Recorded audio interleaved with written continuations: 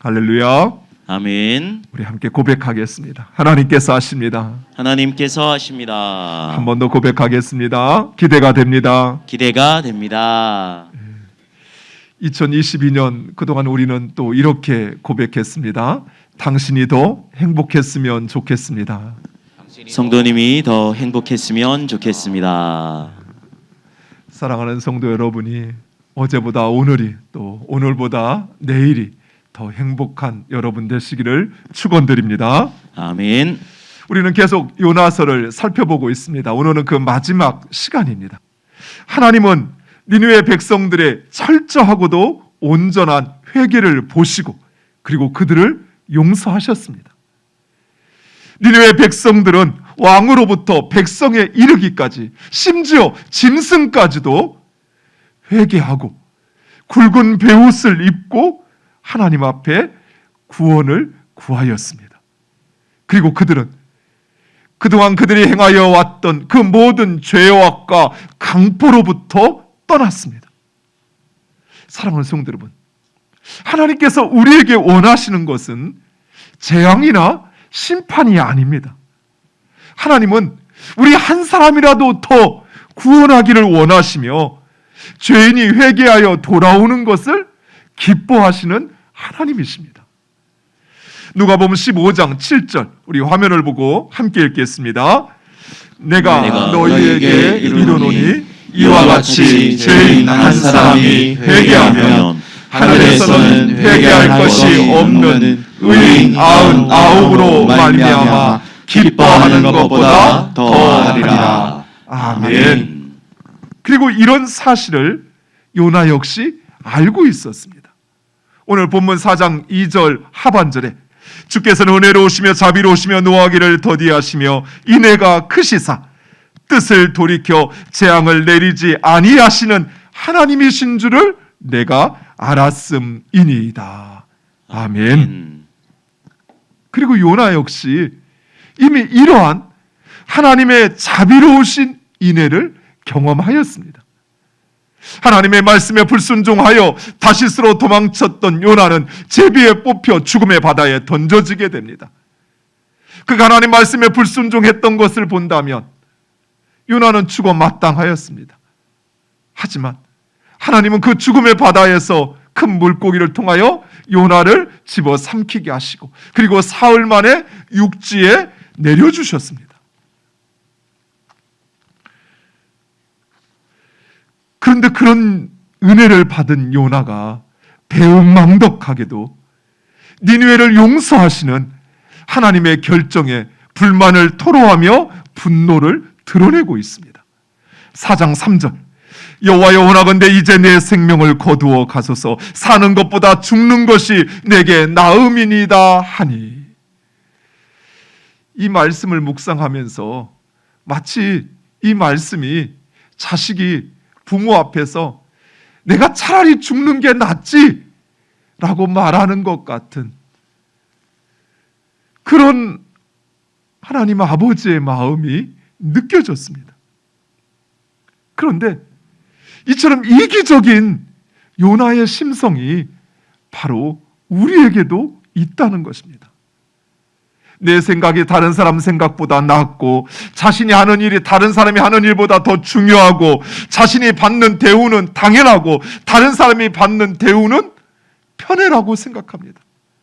신앙생활에 있어서도 우리가 받은 용서와 구원받는 것은 당연한 것으로 여기면서 다른 사람을 용서하고 구원하는 일에는 소극적으로 반응하는 것입니다. 사랑하는 성도 여러분, 하나님은 요나 한 사람을 구원하시기 위해서 온 우주, 온 세계를 전체를 동원하셨던 것처럼 하나님은 바로 우리 한 사람을 구원하시기 위하여 수많은 사람들의 기도와 이루 헤아릴 수 없는 수많은 사람들의 희생이 있었습니다. 그리고 무엇보다도 은혜로우시며 자비로우시며 노하기를 더디하시는 하나님의 그 은혜가 있었습니다. 이런 사실을 우리가 확신한다면 어찌 영혼을 구원하는 일에 그리 소극적으로 반응할 수 있을까요? 어찌 나도 힘든데 지금 우리가 누구를 신경 쓰느냐라는 말을 아무렇지 않게 할 수 있을까요?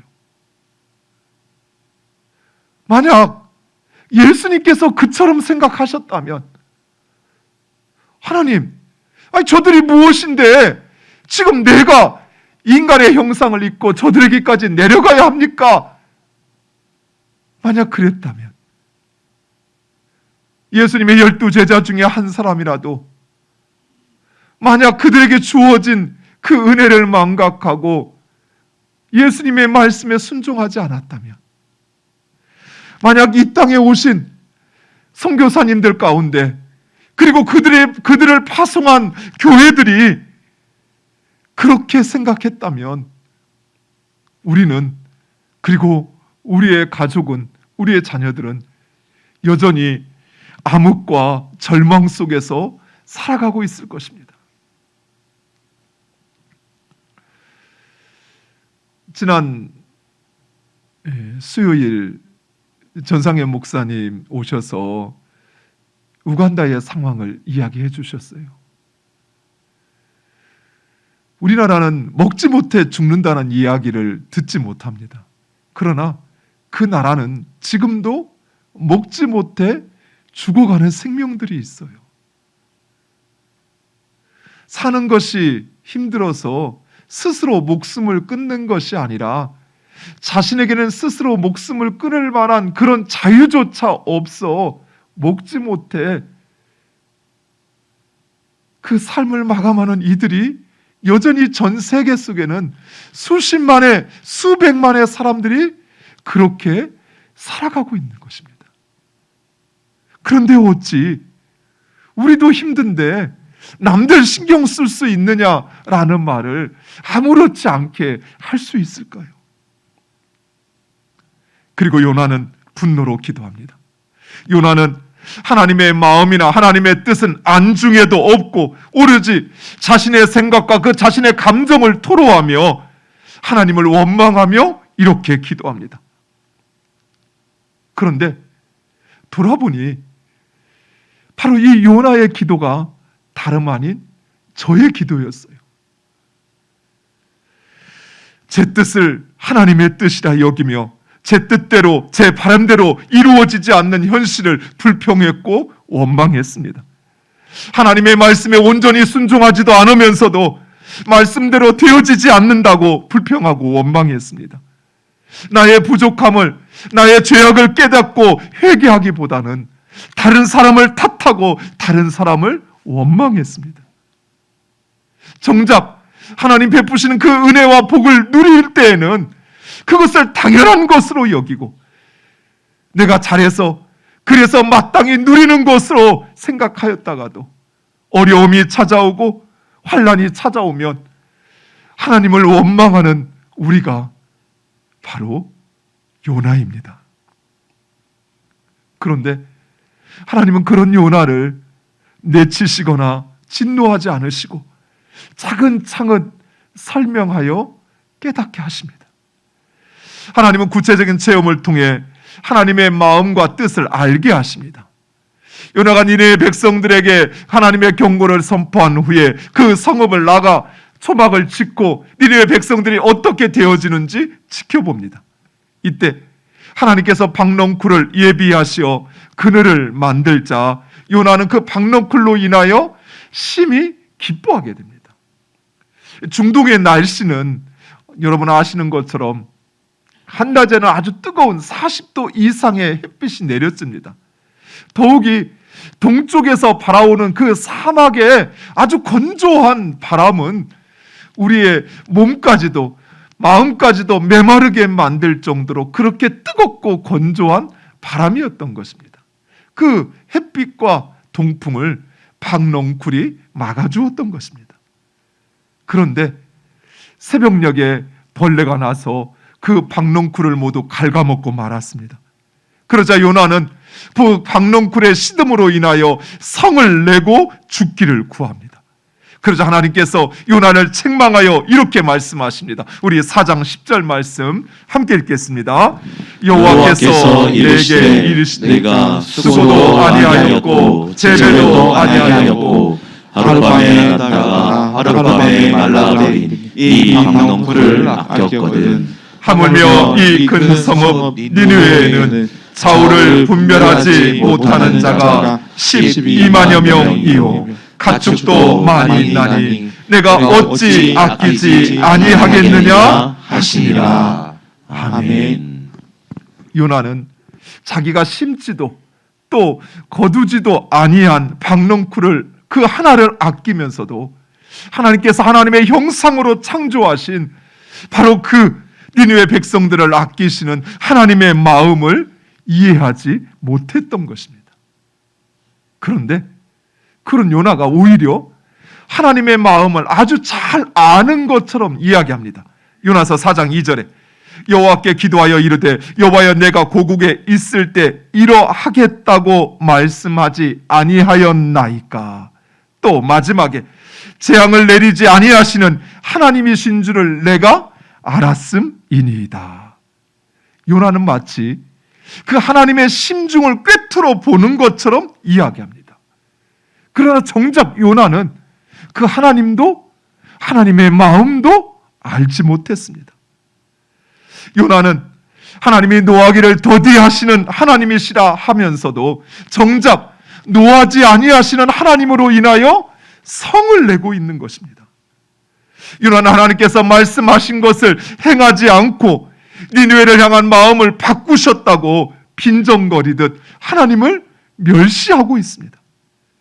더욱이 요나는 자신이 하나님으로부터 받은 그 은혜는 까마득히 잊어버리고 니느웨 백성들을 향하여 재앙을 내리지 않으시는 하나님을 향하여 성을 내고 있는 것입니다. 바로 이런 요나의 모습이 우리의 모습은 아닌지 모르겠습니다. 사랑하는 성도 여러분, 우리는 아무 공로 없이 아무 노력 없이 오직 은혜로 구원받아 하나님의 백성이 되었습니다. 우리는 죄와 또한 우리의 그 어리석음으로 말미암아 마땅히 멸망받아야만 하는 죄인들이었습니다. 그런 우리들이 오직 예수 그리스도의 은혜로 하나님의 그 노하기를 더디하시는 긍휼하신 사랑으로 예수를 믿어 구원받아 하나님의 자녀가 된 것입니다. 그런 은혜와 사랑을 거저받은 우리들이 다른 사람에 대하여서는 칼 같은 공의를 들이댑니다. 다른 사람의 됨됨이를 우리가 평가합니다. 다른 사람의 실수와 잘못에 대해서는 반드시 처벌해야 한다라고 이야기합니다. 정작 자신이 하나님의 은혜로 하루하루 살아가고 있다는 사실을 까마득히 잊어버린 채 말입니다. 사랑하는 성도 여러분, 우리 하나님은 나에게나 누구에게나 은혜로우시며 자비로우시며 노하기를 더디하시는 인애로우신 하나님이십니다. 아멘. 그 하나님은 낮에 났다가 하룻밤에 말라버린 그 박넝쿨 하나도 아끼시는 하나님이십니다. 바로 그 하나님을 믿는 우리가 바로 그 하나님의 백성이라 하면서도 하나님도 하나님의 마음도 알지 못하고 다른 사람을 판단하고 정죄하고 멀리하는 것은 결코 하나님의 뜻이 아니라는 것입니다. 물론 우리 하나님은 공의로우시며 정의를 세우시는 하나님이십니다. 하나님은 결코 죄와 허물을 그 부정을 용납하지 않으시며 죄에 대해서는 반드시 심판하십니다. 하나님의 그 공의로운 심판을 피해갈 사람도 아무도 없습니다. 그러나 하나님은 우리 중 그 어느 누구 하나라도 결코 죄악 가운데 멸망하는 것을 원치 않으십니다. 그 사람이 용서받지 못할 죄인이라 할지라도 하나님은 그가 구원에 이르기를 원하십니다. 예스겔서 18장 23절 말씀, 우리 화면을 보고 함께 읽겠습니다. 주 여호와의 말씀이니라. 내가 어찌 악인이 죽는 것을 조금인들 기뻐하랴. 그가 돌이켜 그 길에서 떠나 사는 것을 어찌 기뻐하지 아니하겠느냐. 아멘. 우리 하나님은 죄인이라 할지라도 그가 돌이켜 구원의 자리에 나아가기를 원하십니다. 그래서 하나님은 그 어떤 죄인에게도 회개할 기회를 주시는 것입니다. 그리고 하나님은 바로 그 일을 우리가, 그 하나님의 은혜와 자비를 경험한 우리가 행하기를 원하시는 거예요. 하나님은 우리가 믿는 하나님처럼 은혜롭고 자비로우며 노하기를 더디하기를, 또 인내의 삶을 살기를 원하시는 것입니다. 무엇보다도 우리가 진정 예수 그리스도의 고난의 십자가, 그 십자가가 우리를 죄와 사망에서 구원하신 것을, 그 구속의 십자가인 것을 믿는다면 우리는 은혜를 베풀고 자비를 행하며 노하기를 더디하는 삶을 살아야 합니다. 왜냐하면 예수님은 나만의 죄가 아닌 내가 정죄하는 바로 그 사람의 죄를 용서해 주셨기 때문입니다. 왜냐하면 예수님은 나의 허물만이 아닌 내가 미워하는 바로 그 사람의 허물을 담당하셨기 때문입니다. 왜냐하면 예수님은 나의 심판과 재앙만이 아닌 바로 그 사람, 내가 멀리하는 그 사람의 그 죄의 심판과 재앙도 짊어지셨기 때문입니다. 따라서 만약에 우리가 다른 사람의 죄를 정죄하고 그 허물을 판단한다면 우리는 예수님의 그 십자가를 부정하는 것이 되어버리는 것입니다. 예수님께서 그 죄를 담당하셨습니다. 예수님께서 그 허물을 담당해 주셨습니다.